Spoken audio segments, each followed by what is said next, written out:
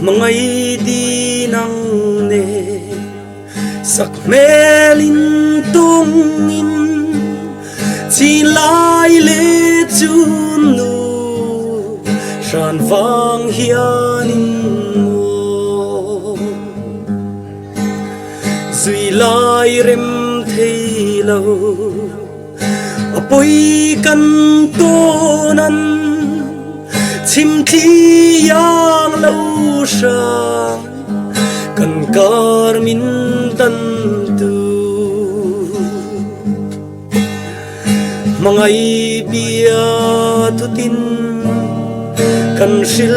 lai zan le kan suang tua na ta chang zo lo zong te don kir chang reng hian rai ra mi tui a hul thei mon lo i cham reng si thi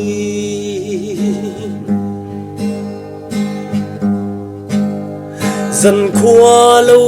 tlain leng tin siang an lo kapil ngam si lo kadi in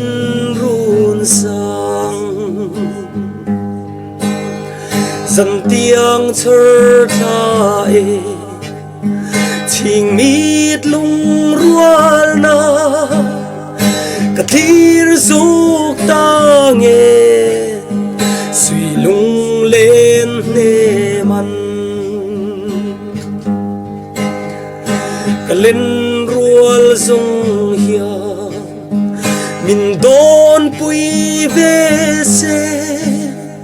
bang big lâu chu nu nang pon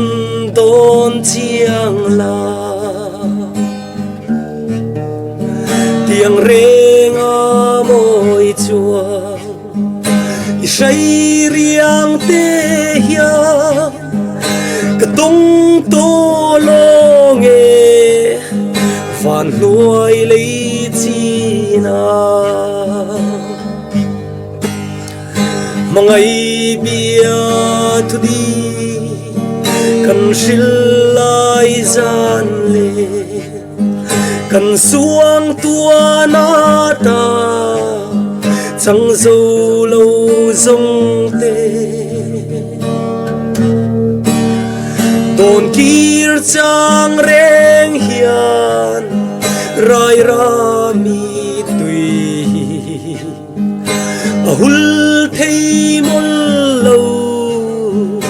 i cham reng si thi